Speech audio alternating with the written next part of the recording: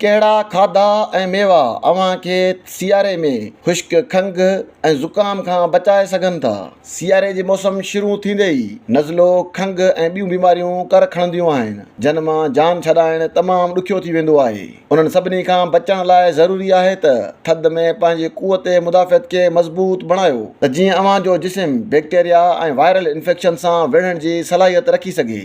शायदि अव्हां खे ॿुधण में अजीब लॻंदो त खट्टा मेवा खाइण सां गलो ख़राब थी वेंदो ऐं खंघि बि शुरू थी वेंदी, पर इहा ॻाल्हि दुरुस्त नाहे, छो जो कुदरत खटनि मेवनि में इन्फेक्शन सां विढ़ण जी सलाहियत रखी आहे। खटनि मेवनि में नारंगी, माल्टो, लीमो ऐं ग्रेप फ्रूट जहिड़ा मेवा शामिल आहिनि, छो जो उन्हनि में विटामिन सी जो जुझो मिक़दार हूंदो आहे, जेको जिस्म में रत जे अछनि जुज़नि खे पैदा कंदा आहिनि ऐं इन्फेक्शन सां विढ़ण में पंहिंजो किरदारु अदा कंदा आहिनि। बेरीज़ में स्ट्रॉबेरी, ब्लूबेरी ऐं तूत वग़ैरह शामिल आहिनि। उन्हनि बेरीज़ में एंटी ऑक्सीडेंट, विटामिन्स ऐं फाइबर जझे मिक़दार में मौजूदु हूंदो आहे, जेको क़ुवत मुदाफ़ियत खे मज़बूत बणाईंदो आहे। ॾही ऐं ॿियनि खुमेर थियल खाधनि में फ़ाइदेमंद बैक्टीरिया हूंदा आहिनि, जिन खे प्रोबायोटिक्स चयो वेंदो आहे।